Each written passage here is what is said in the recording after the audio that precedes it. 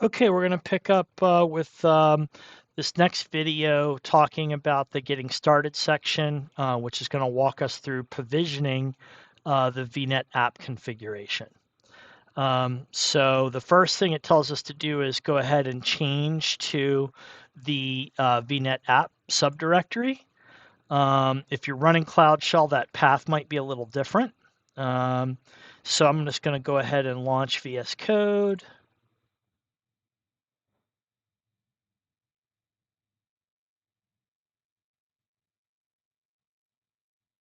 And it opens up with the Azure Sandbox project, which is the last project that I had opened in the Windows subsystem for Linux.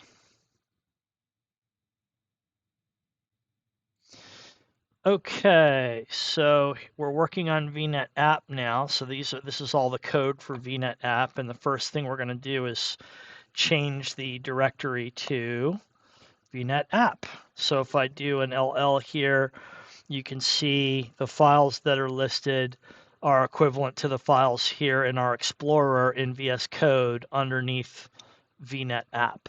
Okay, and a lot of these file names and extensions should start looking familiar to you based upon the previous configuration that we deployed. All right, so we've changed our directory. So what are we supposed to do next? Next, we're going to set up our environment variable with our secret for our service principal. So this is something that I need to do because I exited my bash session, and so those environment variables that I set up previously are now gone. So we'll go ahead and paste this in, and we'll backspace over this. Whoops. Let me do that again. Paste it in. And we'll backspace over this so that we can paste in the proper secret.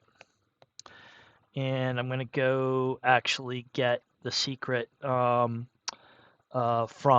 my secure location. So I'll stop the recording real quick, or I'll pause the recording real quick while I go and get that. Okay, I'm back. I got my secret. I'm going to paste it in here.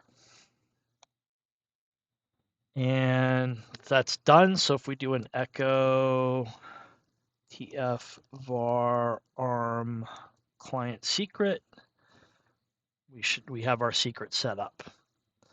Okay, as an environment variable. All right, so now that our secret's set up, it's time to run good old Bootstrap. So here we can see the code for Bootstrap. And this is the Bootstrap for VNet app. So each configuration has its own Bootstrap. So I'll go ahead and run that. And provide some input here. We'll go with the defaults for the virtual network name, for the address space for VNet app, for the subnet IP address ranges, for the default name for the Linux virtual machine. Again, these Bootstrap scripts are designed for idempotency, so since this is the first time I run it, the SSH keys that I generate for Jump Linux 1 need to be generated. If I ran it subsequent times, I would skip that key generation because I wouldn't want to overwrite my keys. Go with the default name for the Windows Jump box, default name for the Azure file share, and off we go, running Bootstrap. So you can see we've generated some SSH keys. We've grabbed some secrets from our key vault, and we've created some secrets in our key vault. And now we're configuring Azure Automation so that we can, apply that configuration and push all that software onto Jump Win 1. So we need to add, and that module is the Chocolatey module. So Chocolatey is a package manager for Windows where you can basically integrate that with desired state configuration to install all kinds of different software. And it's an open source offering, and it really is very, very useful for configuration management. And we'll do a code walkthrough of those configurations that use Chocolatey later in a subsequent video.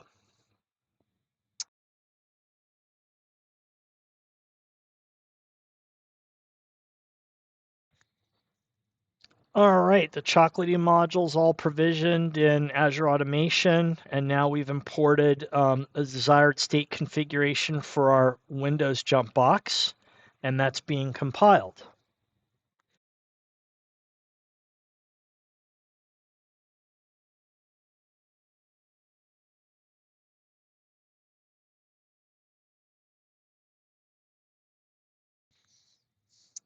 All right, our DSC configuration for the Windows jump box is fully compiled up in Azure Automation and ready to go.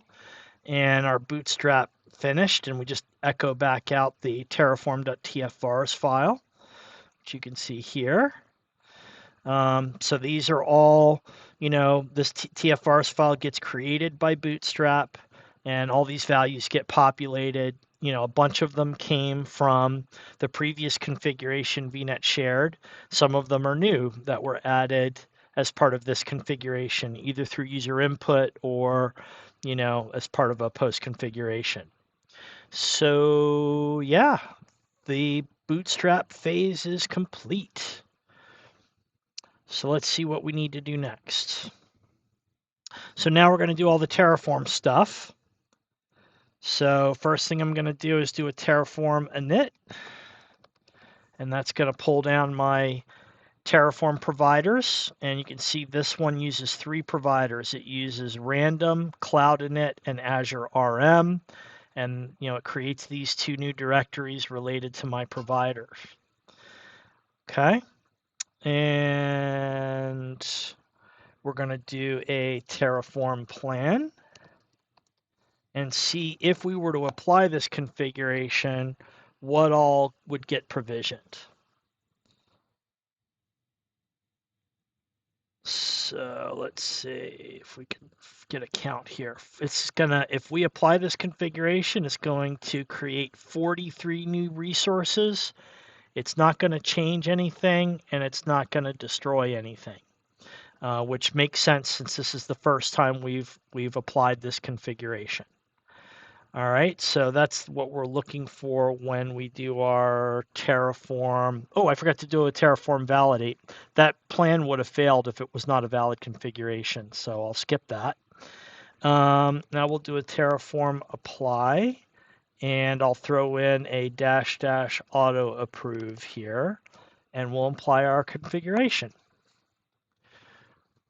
So at this point, all those 49 resources are going to get provisioned by Terraform, some of them in parallel, based upon the dependencies that Terraform figures out from the configurations, right? So everything will get provisioned in the right order, in parallel if possible.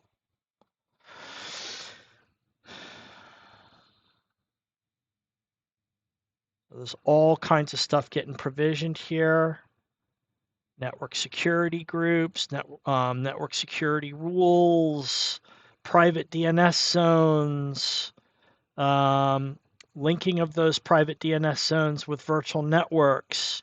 Here you can see some NICs getting provisioned for our VMs, some private endpoints for our storage account. And now we can see our 2 VMs getting created, our Windows and our Linux jump boxes.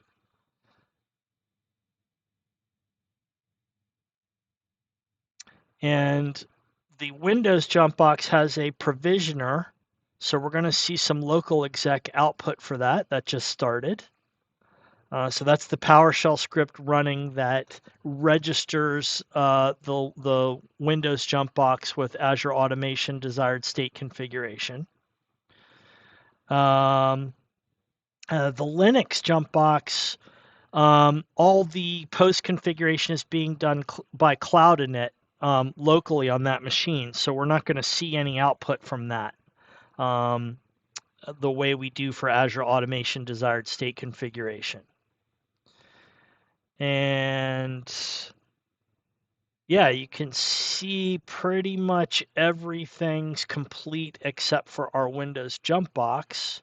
So at this point, we will pause the video until the Windows jump box gets provisioned. That takes a good 10 minutes.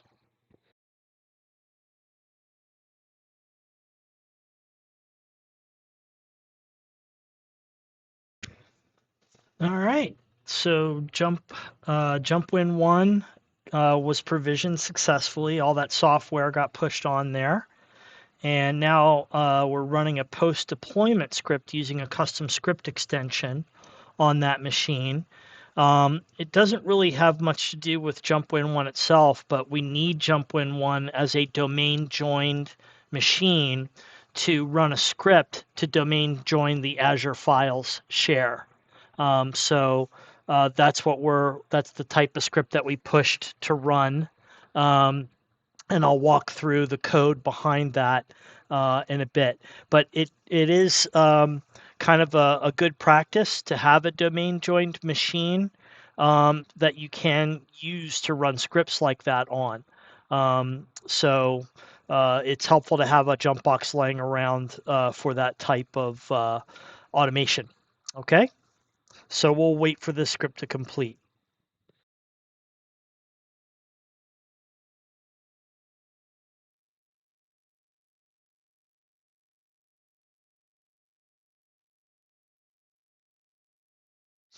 Okay, so we successfully provisioned our configuration. These are all the output variables, but you can see here we added 43 resources, 0 were changed, 0 were destroyed. And so that's what we were expecting. And if I do a Terraform state list, here's going to be a list of the 43 resources that got provisioned. Again, that all comes out of the state file, terraform.tf_state, which we're storing locally here.